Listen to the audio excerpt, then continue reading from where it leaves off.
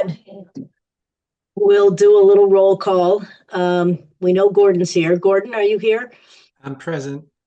And Hannah and Gwen Hello. Here. and Chris. Here. And who am I missing? Oh, Richard. Greetings. And we have other guests, it looks like. We have an invited guest, Laura Baker, who, thank you very much for sharing your time with us, is going to share some observations on our marketplace a little later. The Clay, you want to introduce yourself? Yeah, so my name is Clay Pearson. Yeah, I live in Florence and was invited to attend. Ah, welcome. Well, we certainly do have a quorum, and so we will get started. Any public comments from the Clay or anyone else?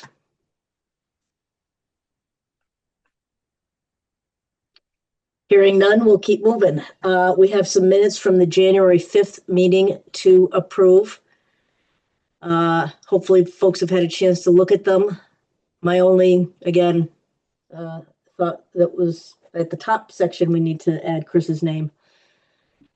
Any other I did questions or, just one. yes? I think that was late. It was dated in December. Did I read that wrong? I think that No. was. No, you read it correctly. It was dated incorrectly, so I need to update the date on that. Yeah. I hope Keith doesn't mind my disclosing the fact that until fairly recently, he hasn't had any electricity. I hope you're all back in shape now. Uh, no, we have Oh, I'm sorry. no, we have one outlet, two or three outlets that work. So, uh, Yikes. but we do have internet. So, Hard to do your work. Yeah. I Okay. move that we accept the minutes as amended. Thank you, Richard. Anyone want a second? Second. Thanks, Gwen. Oh, Counselor, sorry. All in favor? Aye. Aye. That's right. I think the convention, or at least the counselors' convention, was to call names, but it sounds like everybody likes these minutes. So we're on to Laura. I don't know if everyone knows Laura. Perhaps you could start by introducing yourself. But the thought here, one of the things I also do is serve on the real estate committee for the Valley CDC, and they did some reporting on recent rent-up activity that I found quite striking in terms of some of the general data, both about the scale of response and the size of families. And I'm sure Laura has other takeaways that we might find interesting. Um, you know, I added rental and home ownership because I know you guys are working on home ownership next door. And if you have any thoughts there, feel free to add them to the mix. The purpose of this is just to help us think about the folks we're trying to help serve, what their needs are, and to the extent there are any, major changes or surprises, kind of get our heads around what those are. So without further ado, thank you, Laura. Thank you, Bev. Good evening, everyone. My name is Laura Baker. I work as a real estate project manager at Valley Community Development. I've been there just going on 10 years, and before that did additional affordable housing development work. I did grow up in Northampton, although now I live in Haydenville. So I took some data from two recent lotteries that we've had for rental affordable housing at properties in Northampton. And I put them into a PowerPoint that I'd like to share with you folks tonight. Feel free to ask questions. I did send this slides to Keith, so if anybody's eager to hold on to them or study them, they can get them that way. Okay, I'm going to attempt the dreaded share screen now.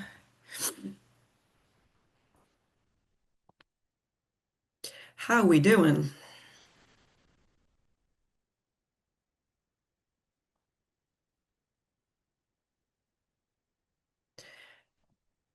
You folks seeing a presentation? Yes. Yeah? Yes. Okay, awesome.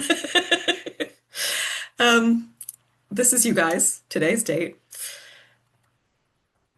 Let's see. Whoops. Okay, so the first property I'm going to talk about is a 20 apartment townhouse style new construction that Valley developed at 23 Laurel Street, which is close to, it was part of the original state hospital grounds, but it's across the main drag from the main campus. So we were taking lottery applications basically early 2025. We held the lottery in spring of 25, and folks moved in June, July, and it was fully occupied by August 1st. So we had 2,430 lottery applications, which is a huge number. So I just want to note that it's the biggest number we've ever seen for this kind of lottery. As you can see, if you have 20 apartments to rent and 2,430 applicants, it's a true lottery. Like your odds are not great to get into this housing because there's so many people applying. We made a couple decisions that I think resulted in having so many applicants. We did a pretty aggressive level of outreach, and we also made the application for the lottery, sometimes we call it a pre-application, extremely simple. It was one page, you could do it online, you could fax it in, you could do it a number of ways, but it basically asked very basic information of each household. And we did that trying to lower the bar, the threshold for people to get into a housing lottery, rather than having people give us a long application with all kinds of supporting documents only to be, 500th on the list.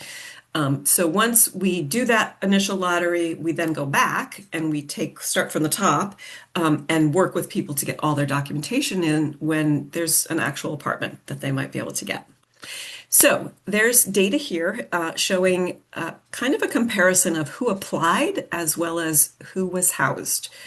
So you can see we had a few more two-bedroom apartments available by percentage than applicants, a few less one-bedrooms available by the, again, percentage of total applicants.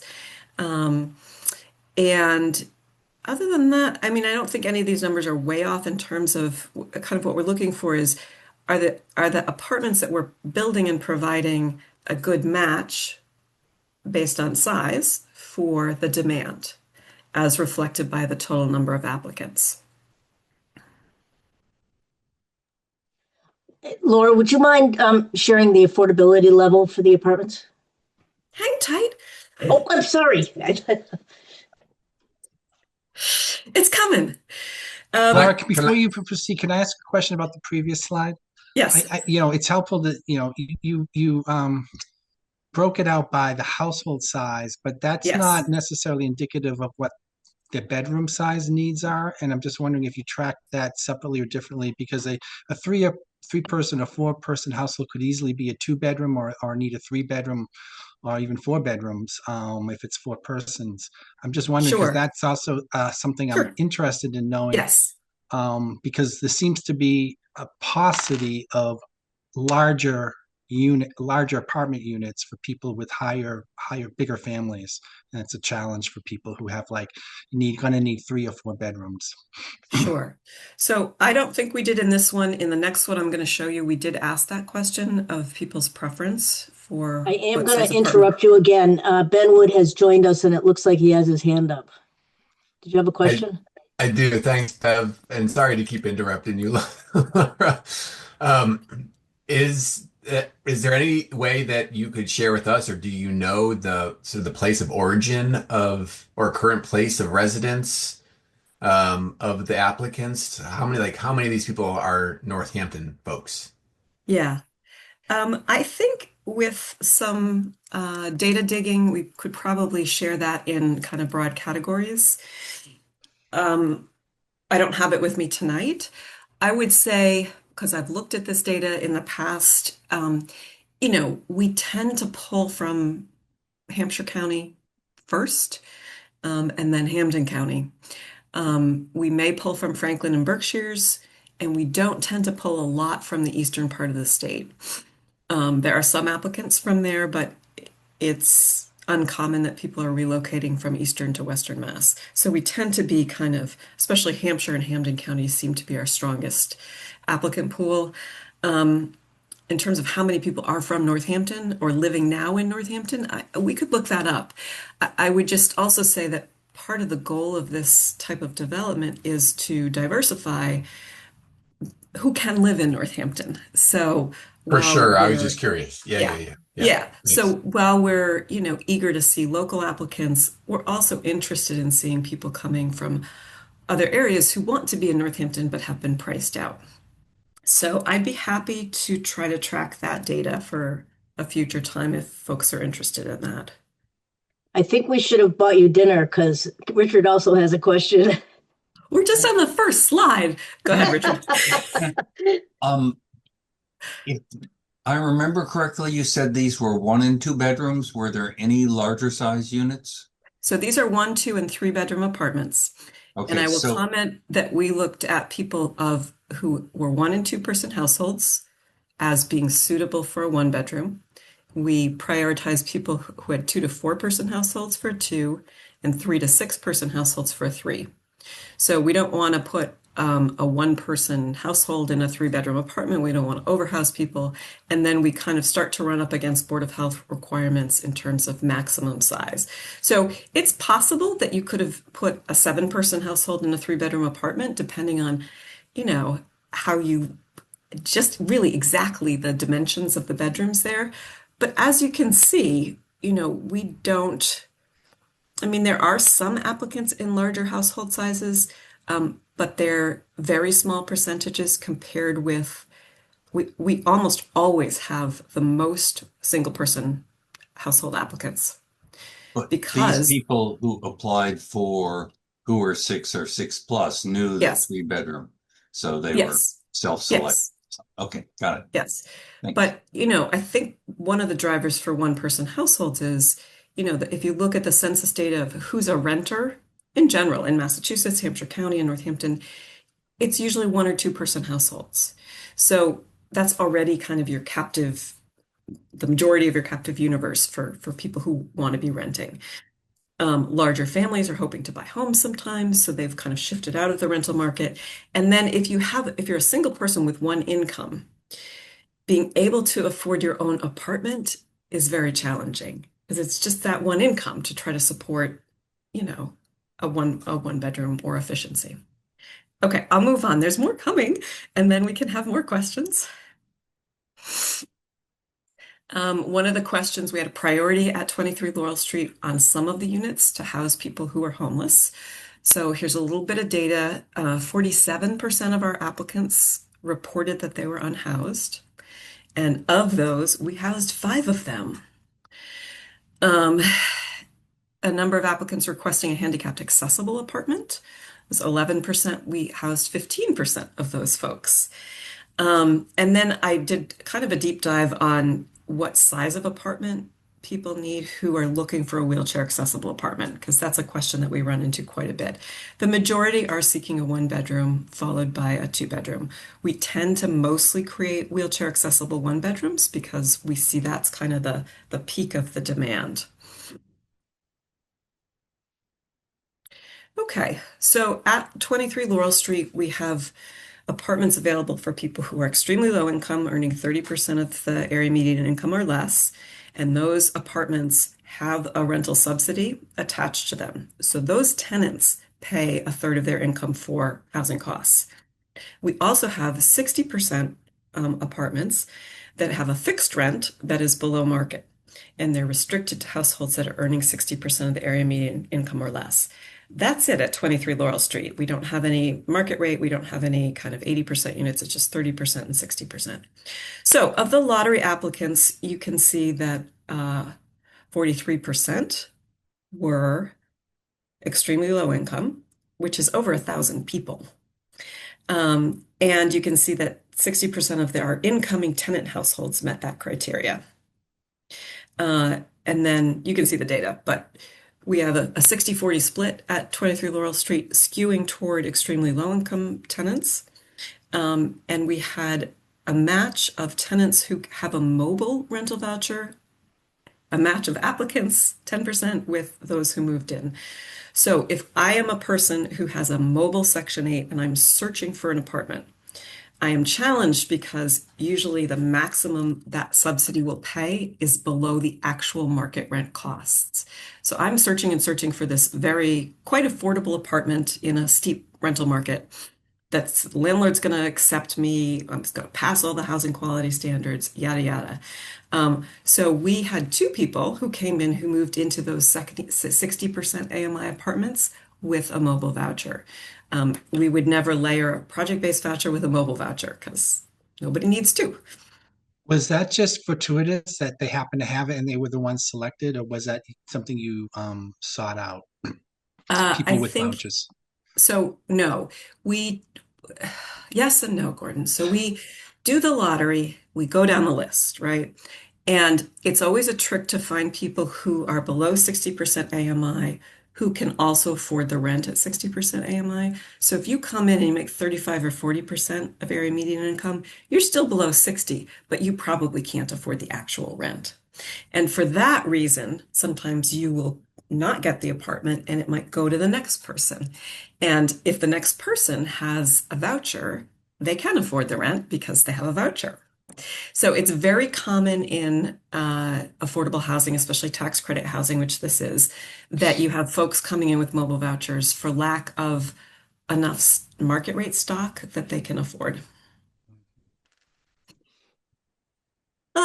We had 65% of our applicants being households of color, and of those, we had 55% of our new tenants moving in be households of color. 6 of the new households are single parent households, which is also a kind of common demographic for our housing. And I put this thing about a car in here because you should know it's one of our biggest challenges when we go through zoning is neighbors in particular asking for significant amounts of parking. At 23 Laurel Street, we came in and proposed 20 parking spaces for 20 apartments. The neighbors felt very strongly that that would not be adequate parking. We assured them based on our experience that it would be. And we ended up making a compromise where we set aside some land to be able to create additional parking if we didn't have enough, as a way to kind of make people feel comfortable with the development. However, half of this parking is sitting empty, which kind of kills me because it's a lot of money to build it and it's a lot of pavement, it's a lot to maintain it, and it is one of the most chronic conversations that we have during permitting. And we can throw data at people all day long about real numbers of how many of our tenants have cars, and they're just worried that we won't have enough. So I highlight that.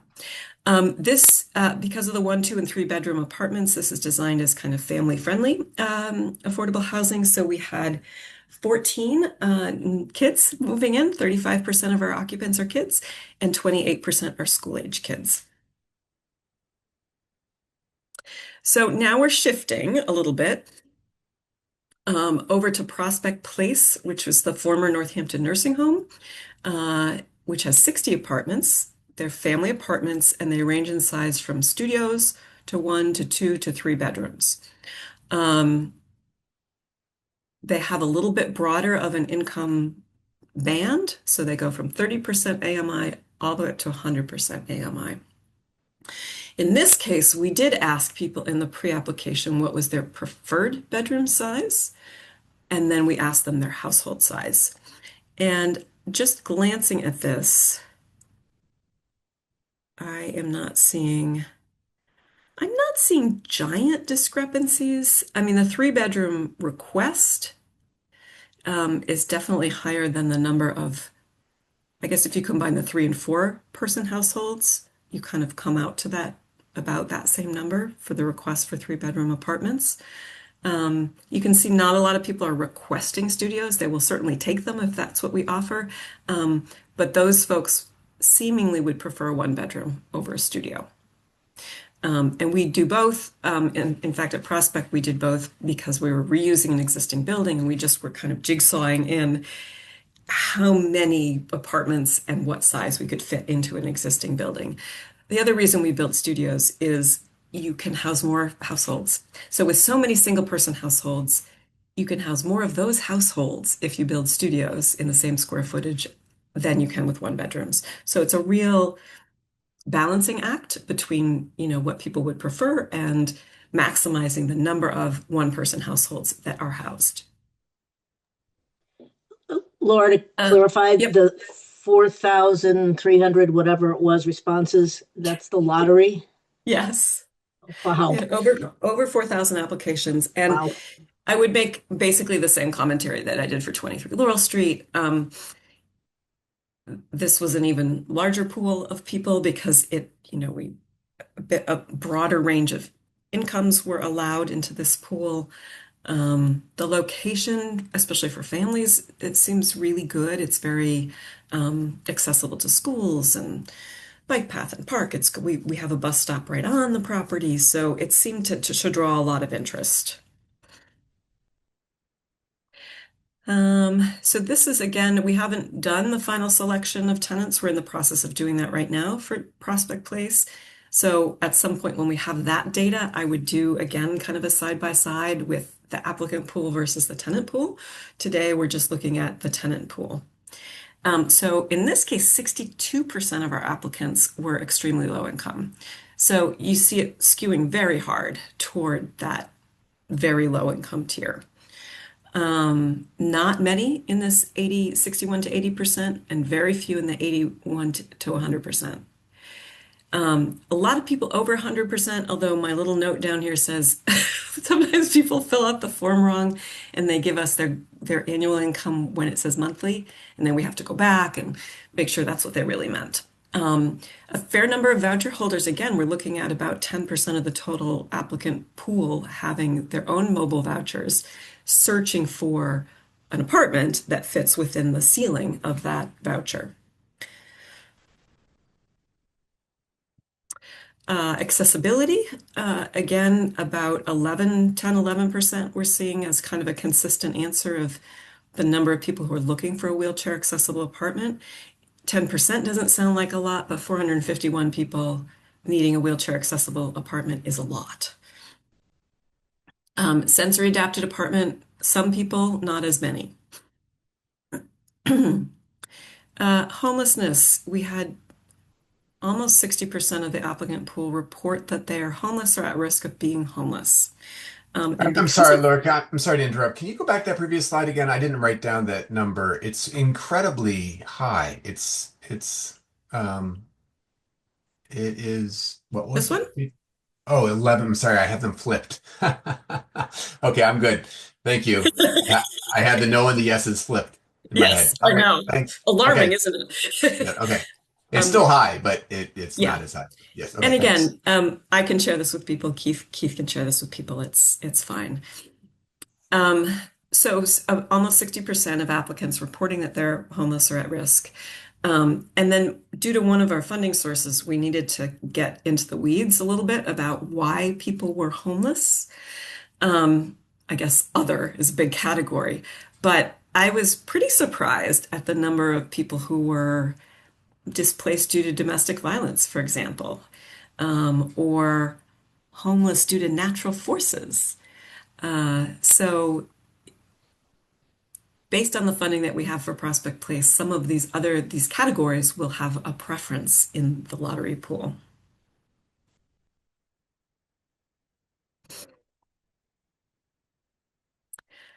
Again, as I mentioned, about 10% of the applicants were coming into the lottery with a mobile voucher. And then we were interested and curious about the type of vouchers that they had. Section 8 was definitely the most common. Other, we don't know what that is, alternative housing voucher, MRVP, and VASH. We often are asking people if they need help with translation or help filling out applications. And 7% of them said that they needed materials in another language. And then they gave all kinds of answers, all of which basically say Spanish, if you look over on the right, or almost all of which are indicating that that was the most common language that folks needed documents translated to. Again, looking for people who might need assistance in the application process, and then kind of looking to see what our racial mix is. And very similar to 23 Laurel Street, 64 of our applicants report being persons of color. That's it. Should I stop the share or does somebody need me to go back to one of these pages? Hey, Gordon, I think you're muted. Back to the slide about how they became unhoused or homeless. I'm surprised you didn't have on they were evicted due to affordability. That would to me be Yeah, probably the lion's share of other based on my own I agree. personal experience and what I see I in agree housing with you. court. I agree with you. I mean, this is a little feeling a little arbitrary when I look at it in hindsight. It was really driven by a funder having a particular interest Okay. in some of these categories. So maybe next time we'll do something better. I agree with you, Gordon. The main issue people aren't housed is because they can't afford it. It's the main reason they're evicted because they can't Yeah, afford it, it right? is. Anybody else Laura, want to? yeah, given, again, this is a good chart to ask this question from. What are you able to do? I know this is not a particularly large development, but in terms of services for folks? Yeah.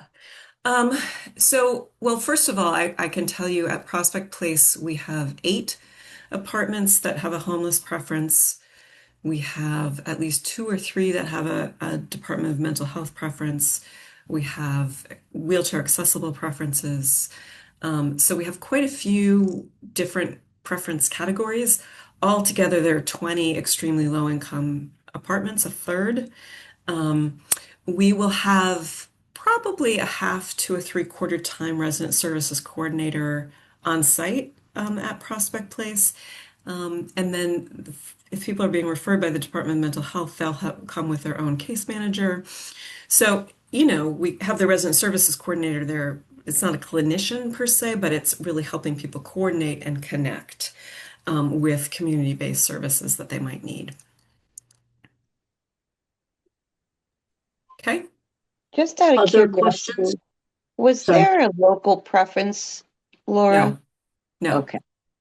So, local preference is when a city or town requests local Northampton people living, working, having children in the schools in Northampton get a preference in the lottery. We cannot put that kind of preference on the project-based voucher units, which are given by the state and the federal government.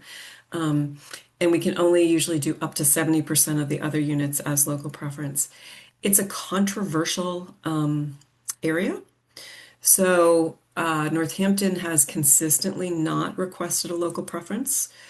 That is what we would advocate for as developers from Valley, especially in a place like Northampton, which is such an expensive market. And so you're trying to integrate that market in some ways. And so if you put a local preference on it, you're not successfully as successfully integrating that area. But some communities do consistently. Amherst is one that consistently asks for local preference on any projects that we develop there.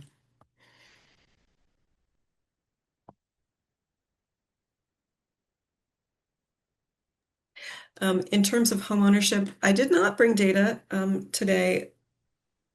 We do have applications. We're in an active application period for a 30 condo development in Amherst. And so once all those applications are received, we'll be looking at the data like we have with these rentals and could certainly come back and share that with you folks because I think Amherst and Northampton for home ownership are somewhat similar. Amherst is almost worse because it's smaller and more expensive, but they're comparable. And so it would be interesting. I can just say at first, the first indication we're getting from the people applying for those homes is we have homes for sale that are restricted at 80% AMI and some restricted at 100% AMI. And we're definitely getting more applicants for the 80% than we are for the 100%. So it's the same story, right, as the rental. Yeah. It's like the lower you go in the income universe, the fewer your options are. And so the more likely you are probably to seek out some alternative type of housing opportunity. Other questions for Laura? I have one sort of generic, put you on the spot question, and that is, You've mentioned, don't make me build more parking than people really need. Yes. Local preference doesn't really serve some of our organizational objectives. Yeah. Are there other sort of policy things that you wish for when engaging with those who make those decisions Yeah. that I you mean, could share with us? a lot of our true grievances are not with municipalities, they're with the state who funds our work and has a lot of requirements. One thing that has been happening in Northampton for the last, I would say, 5 or so years is this real push for no fossil fuels. And so both 23 Laurel Street and Prospect Place have no fossil fuels. They're all electric. With Prospect, they both have photovoltaic panels, and Prospect also has geothermal. It's challenging for us to build no fossil fuels because the grid is not handling the amount of electric demand. So we can apply and say, hey, can you hook up our building? But they might say no. Or they might say, yeah, and then later say no. So and the cost of electricity is so expensive that you build all electric buildings and you're just like, oh my gosh, it's why we worked hard to do geothermal at Prospect. I was like, I wouldn't have built that building, me personally, all electric without some way to defray the cost of electricity because it's killing us. So it's a mismatch. It's happening at the state, it's happening in Northampton to kind of push everybody off of fossil fuel onto the grid with a grid that can't manage it and that is increasingly expensive to use. Yeah. I don't Well, know that the begs- answer to that, but it's a That begs the challenge. question, will these tenants be paying their own electric or is it all inclusive? It does beg that question, doesn't it? So what we do at Valley is we, as the owners, pay all of the utilities at 23 Laurel Street, in our other properties. Some of our older properties, there's a bit more of a grab bag of who pays what. Anything that we're building now, we are trying very, very hard to absorb the cost of all the utilities into the owner's side. And the reason for that is we feel like we're better positioned as an organization to manage the fluctuations that are happening with utility costs. And we have an opportunity to grab some state and federal money to build like PV panels and geothermal that help defray that operating cost. The other issue with very low income tenants and utilities is they get shut off. And so that becomes a problem for all of us if they can't heat their apartment. It's bad all around. So we feel pretty strongly about trying to keep it on the owner's side. And honestly, kind of scared about what that's going to mean 5, 10 years from now. What was it like, Laura, to go through the process of financing the geothermal on Prospect? Because that's incredibly expensive, right? It wasn't as expensive as we thought it might be. So yeah, I would say that the added cost of the geothermal to have that as a component of that property. So that was a $31 million total development cost, 60 apartments. Probably around 1.5 million of it is just to have geothermal. I would say we've got another 600 to 700,000 in PV panels because we're blanketing the roof with them. But the nuts and bolts of providing heat and hot water, which our geothermal is designed to do both of those, you still need a distribution system, you still need all the innards that are in the building. So the added cost really is putting in the wells and then some of the specialized components that marry that well system to your building mechanics. We raised more money. We raised a lot of money because we had geothermal. And it more than offset the cost of putting in the geothermal. And that's a point in time issue. That's a point in time in the state of Massachusetts where, the priority for alternative energy and affordable housing are just, they're hot. And we were one of the first multifamilies in the state to do geothermal. And so the state was extremely interested in funding it. And so we had specialized grants through the Department of Energy just dedicated to efficiency, energy efficiency, as well as the geothermal system. But I would say without that, we couldn't do it.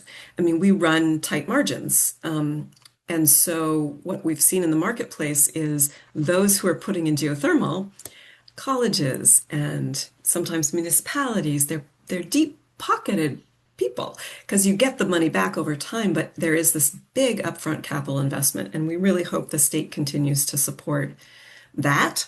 Again, without it, we wouldn't have been able to accomplish it. I have a question. Okay.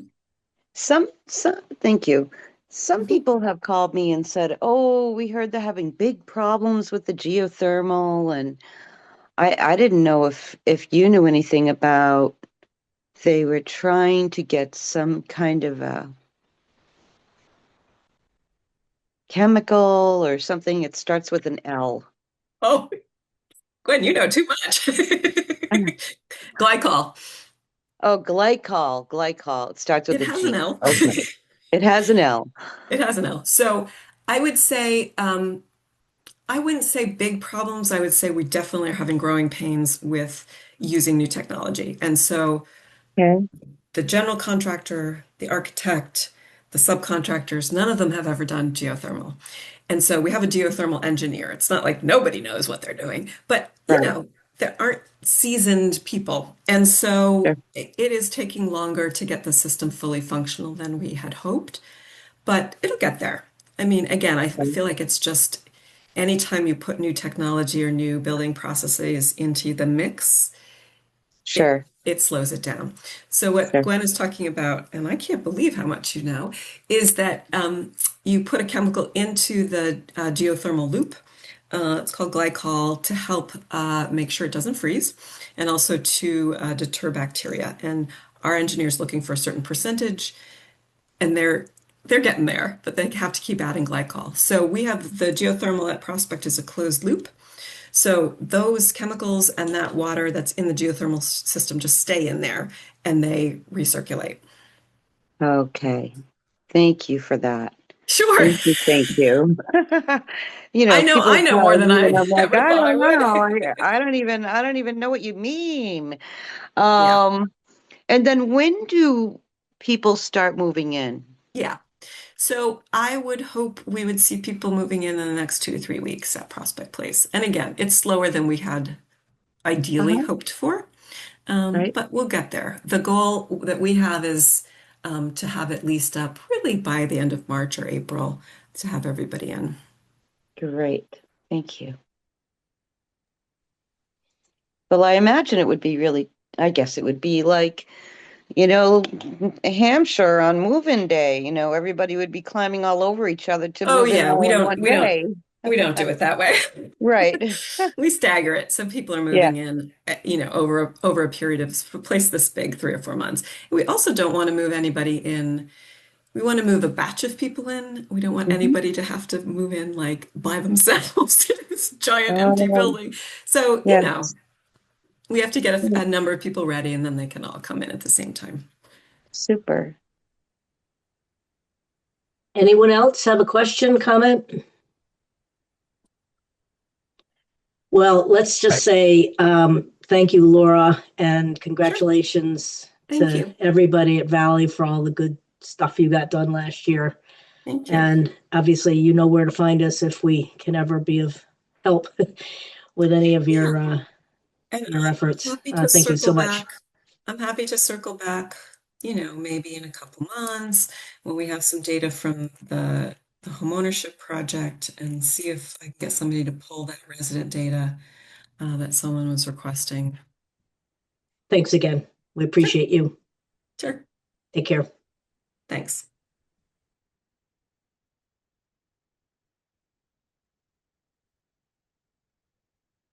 All righty.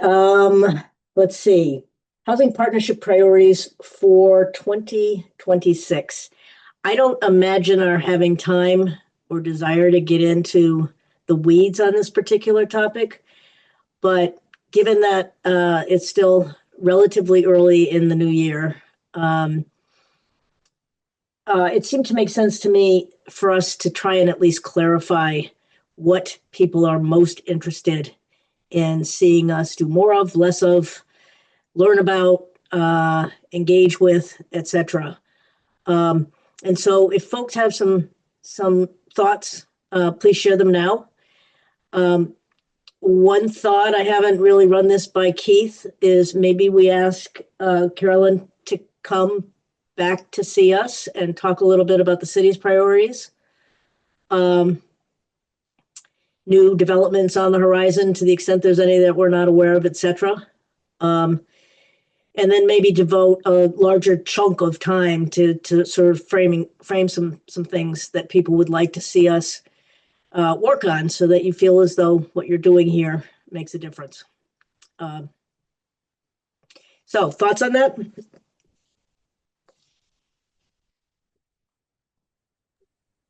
No, huh? Oh, sorry. Ben? Right. Go for it, Hannah. I think Hannah. Yeah. Sure. I mean, just speaking in a general sense, I still feel excited about the sort of small project idea for some of these small projects that we talked about last year. The housing resources brochure being one of them, which I am almost done with. Uh, and one question that I'll have really soon is how the printing for that gets funded, because, like in terms of housing costs, it's very small, but it's still a real cost for, color printing 1,000 brochures or something. So I'm curious where the funds come from for that. I'm also still really interested in investigating the grants for trash removal. It's something that I keep thinking about, especially as I'm driving around and seeing like sad couches thrown in the middle of the road.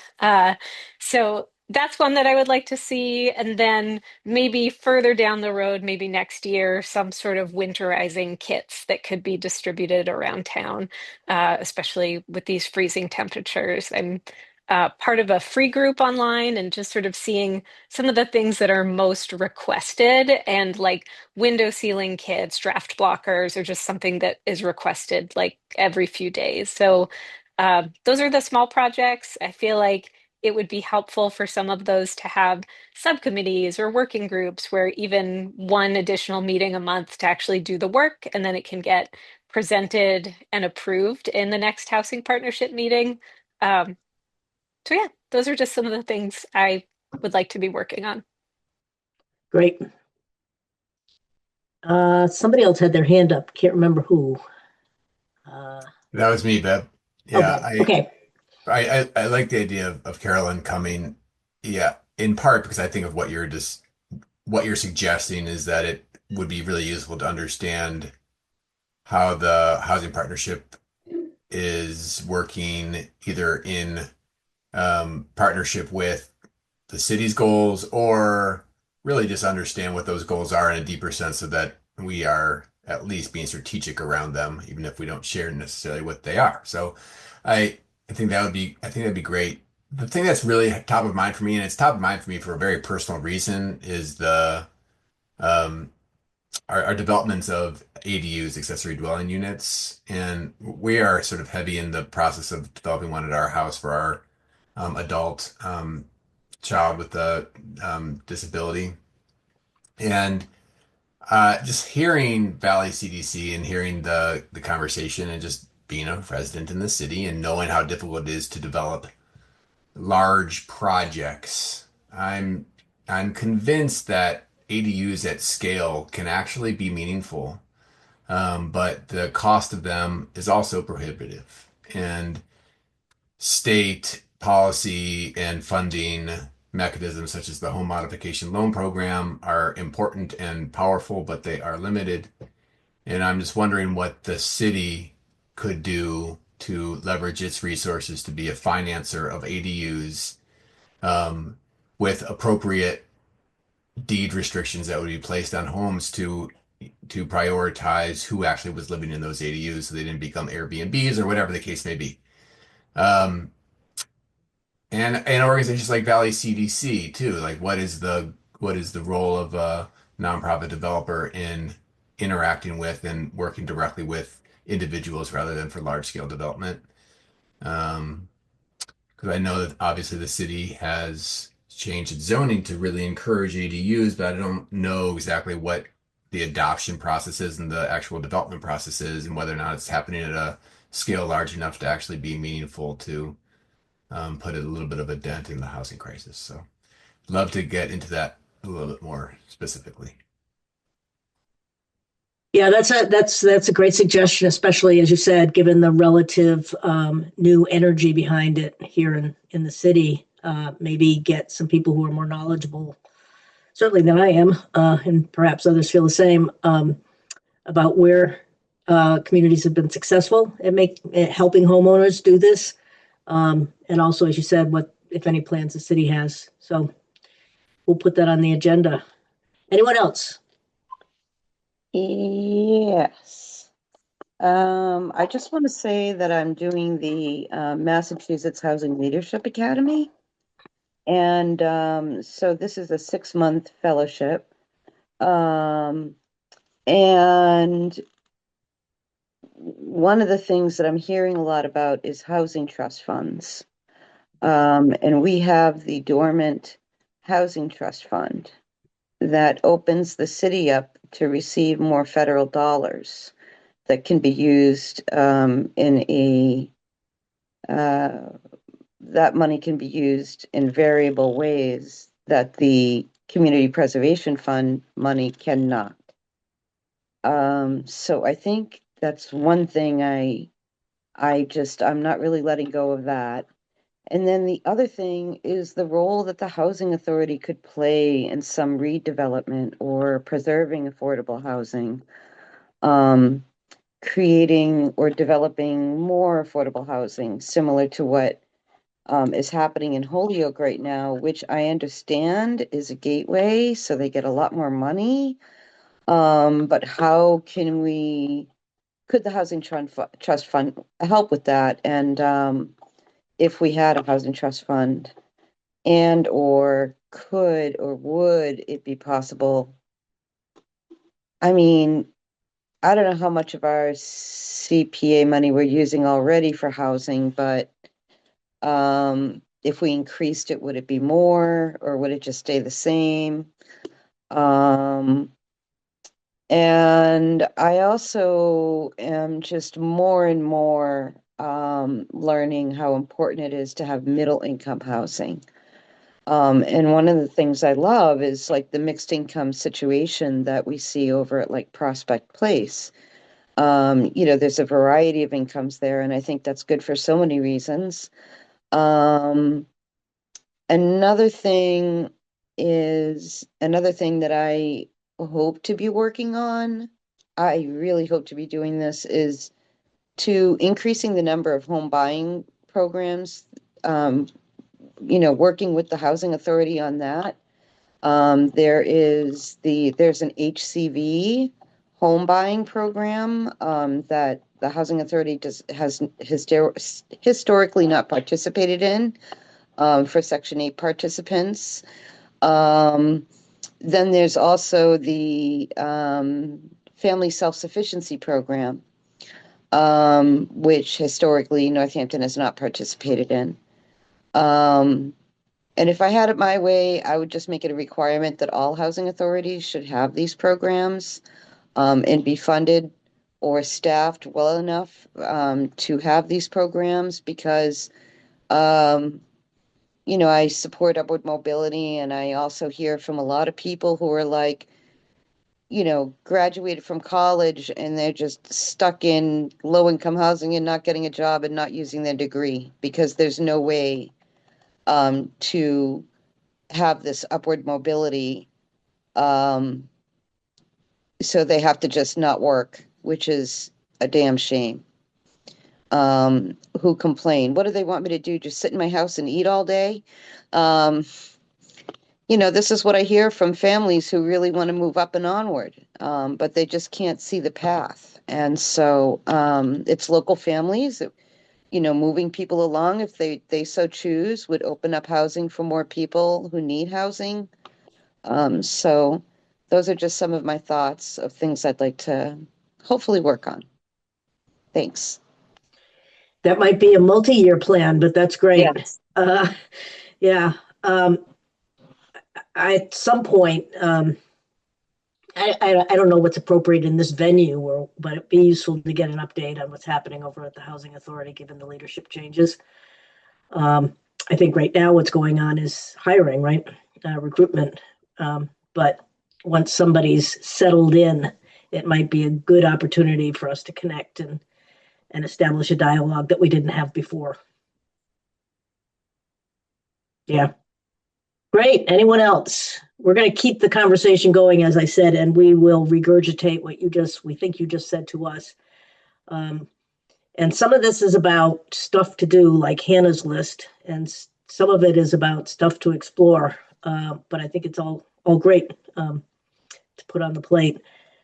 Unless people have more on that, Hannah or somebody who wants to talk about the resource brochure and where we're at. Yeah, I can just update really quickly. I thought that I would be done for tonight. I'm not done yet. I think I'll be done with it on Wednesday, so I will get to share it out to everybody. And then, so remind me about the rules around soliciting feedback. I mean, some of it might just be typos, but I can't remember what I'm allowed to ask for in regards to open meeting law. Can you help out, Keith? Yeah, Gordon looked like he Or was about to Gordon? speak. Yeah, I think I Okay. think you're fine. I mean, we're not taking an action. I mean, we're not Okay, voting on anything. I think we're doing homework is what it really comes down to, and you're allowed to do homework between and share resources. okay, I think that we can just sort of authorize officially that that members are allowed to give you feedback, and then you can consolidate that feedback and present it as a final product for great. the next meeting if that's if that's the timeline. And then we can decide. I know you want to talk about distribution and things like that, but Yep. Okay, that's great. So I will be sending that out to everybody this week, and then we'll ask for feedback about, if everything from typos to formatting to like if I, have an incorrect address or a business doesn't exist anymore. And then, yeah, I mean, if anybody knows right now the answer to where that funding comes from for printing, let me know, and otherwise we can talk more about it next month, or I can do some research, unless it's as easy as like, yes, the city has funds set aside for printing 1,000 pamphlets. and the need to print presupposes that you're going to have a place to actually distribute them. Has there been thought That's put true into too. that? Yeah, Because that is most true, people Gordon. these days are virtual and people just download stuff. Yeah, yeah. I mean, with these, I think it would be great to actually that does make me think of another question that I would like to think about like, is there a place where could these also exist online? I mean, I know that these resources exist online in many different places, but some sort of consolidated place where the brochure can also be online in an accessible way would be great. I would like to have them, at um a place like if there were some at Tapestry and some of the social services orgs around town. I have done no outreach to those organizations. I guess that would be a housing partnership conversation. So maybe that can be part of our conversation for next month also. If you end up having electronic flyers, I could post those in my newsletter and distribute them to Ward 1, and you could probably distribute like a downloadable file, some kind of a PDF or something, or maybe a JPEG or PNG, whatever it is, that city councilors could put in their newsletters, those who write them. Great. Thanks, Gwen. Yeah. And we do have a city website, so Uh-huh. Keith has put stuff up there. We have a whole page there as well. Yes, actually we do. We could even insert something onto the page itself. That would be great. Yeah. That would Yeah. really be awesome. Mhm. Okay, if Hannah's if you feel that you're done, I'm sorry, I have to jump back for a minute. So I just want to point out that the NHA does not have these home buying programs that people can participate in. But I also recently discovered that they are not willing to allow people to port their vouchers out to a town or city that has these programs because they have to pay $75 to port them out because of funding, because of a lack of funding, they say. But when I recently watched the budget review, it looked as though the Section 8 program is in good shape, and there's even some money there that they have not spent. So it's kind of like for people that live in Northampton who want upward mobility, they don't have the programming, and then they find the programming, and then they're still stuck because the housing authority won't pay for them to port it out. So those are things that like I really want to work on during this term, or while I'm here, and find a way to coordinate it with the city, with the state, maybe with Lindsay involving the state because it is state housing. Some of it is federal. So yeah, I don't know. Quinn, portability is like the third rail of housing authority administration. There's so much baggage that goes with it. I couldn't even begin to tell you all the issues that come up when we have to advocate for housing authorities that are resistant to portability. A lot of it has to do with their budgets. Right. And it depends on where you're going. Are you moving down to Springfield, or are you moving like to New Jersey, for example? Mhm. So and it's very complicated in the funding behind it. And the thing with home ownership, the home ownership program with Section 8 is it's a zero sum game. It's like either you're gonna lose those vouchers if you put them into the home ownership pool. So that's why a lot of housing authorities decide they don't have enough inventory, so they don't. Oh, They made a policy decision that that's not going to be for us because we'd rather just support rental housing. okay, I see. Right now, is there going to be any increase in funding from HUD for any of these programs? Don't count on it. Yeah, I don't think so. It's tough because it just means there's no people moving out of public housing and new people moving in. So and then I will say one thing the administration isn't laying off of is building more affordable housing. So that's the surprise. So yeah. There's a lot here. It's a lot. Yeah, and project basing Section 8 is a whole nother topic I'd love to understand more about in terms of how it's been thought of locally. But I think in the interest of time, we should keep moving. And what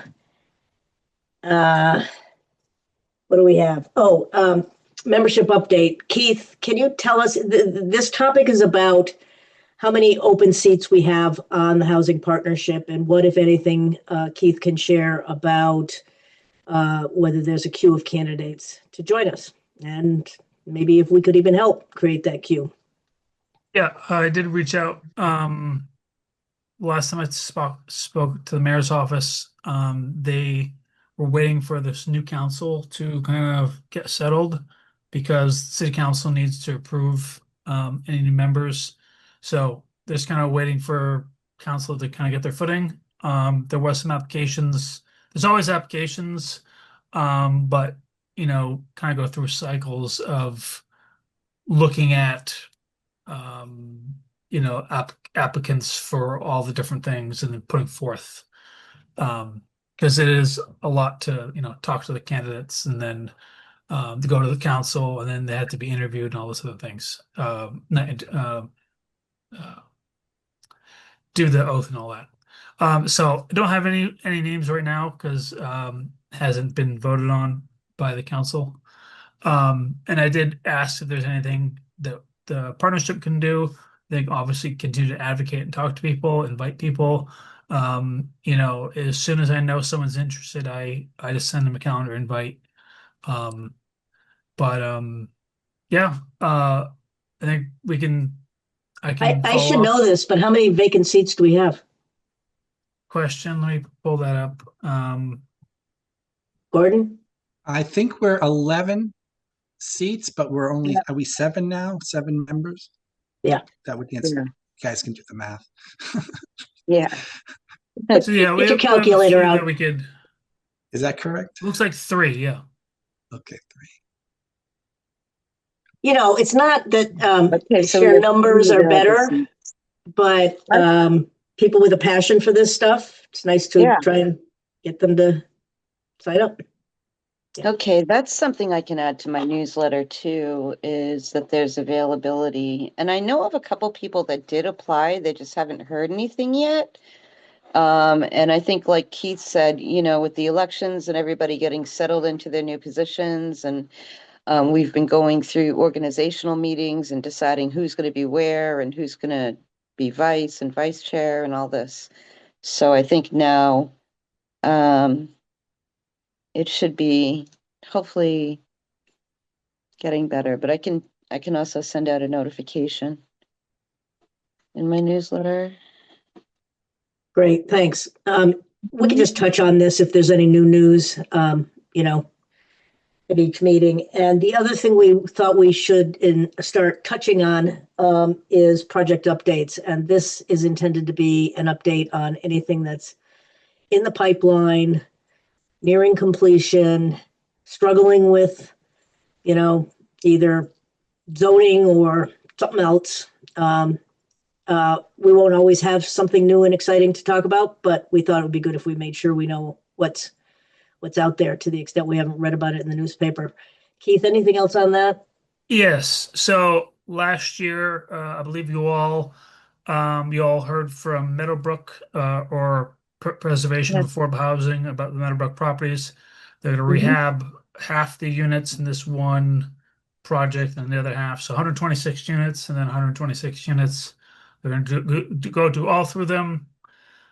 And so, we slated to give them, wanted to give them, a lot of money, as much as we can, out of the affordable housing bucket for CDBG. And I think there was,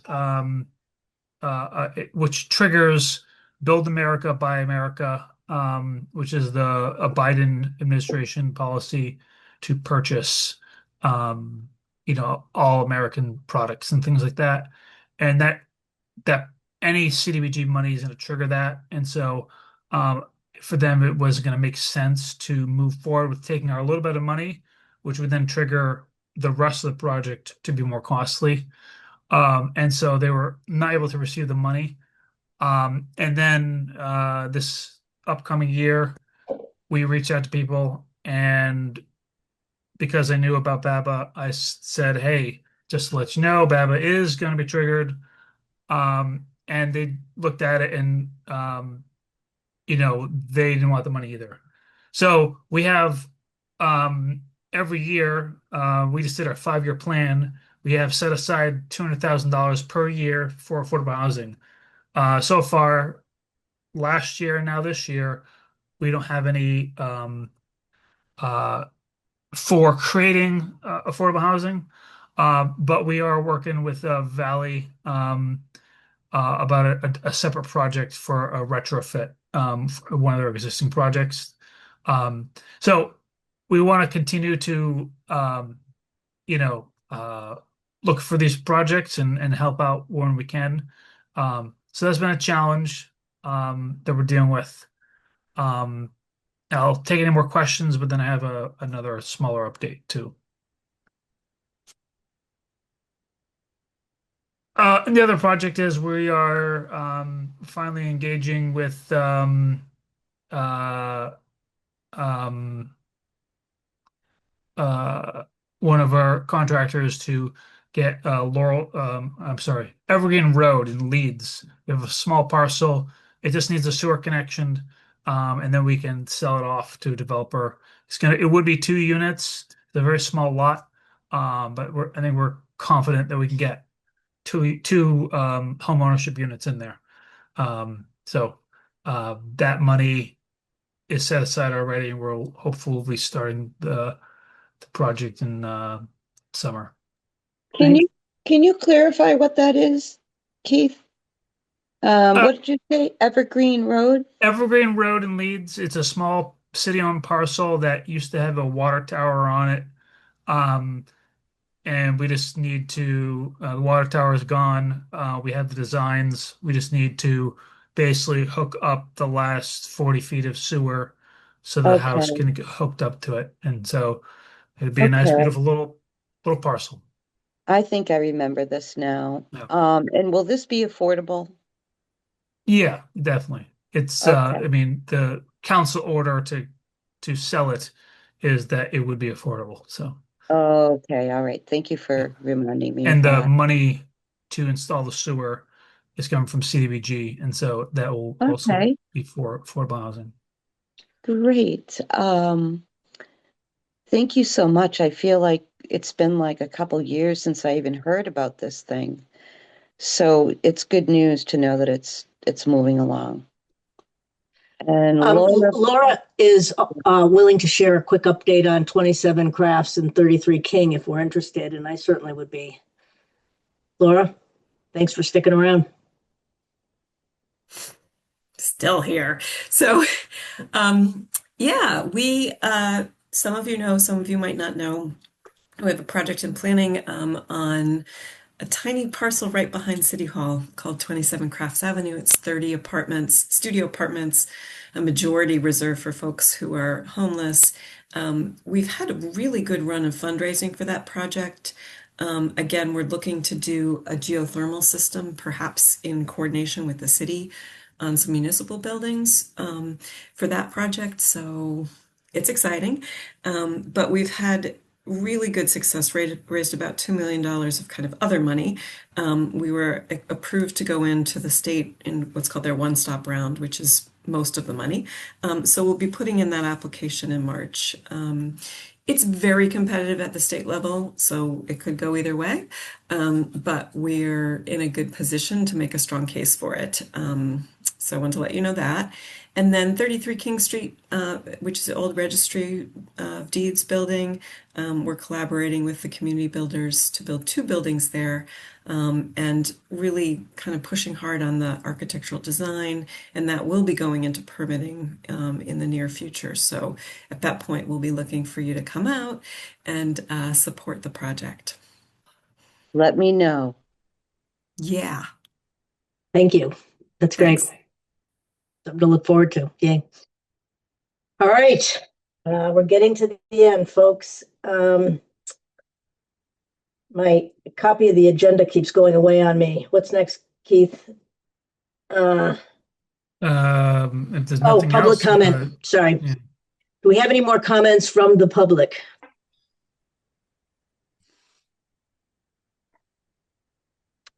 Hearing none, I think we're going to adjourn. Before you adjourn, I'm sorry. I didn't expect. Forgive me. My name is Joella Tarbutton-Springfield. They call me Jada. And I just came in to listen on this, so I didn't expect to make any comments. But I actually appreciate this organization, and I do appreciate hearing some of the things that are going on. So I'll say that's all I'll say right now. Thanks. Thank you so much for joining us. All right. I think somebody told me we didn't really need a motion to adjourn. Do we agree? Yes. We do, just we have it on the record. All right. Motion to adjourn. I second. All in favor? Aye. Bye. Good night, Any everybody. opposed? Good night. Thanks, Good night. everybody. We'll see you soon. Thanks. Bye. See you later.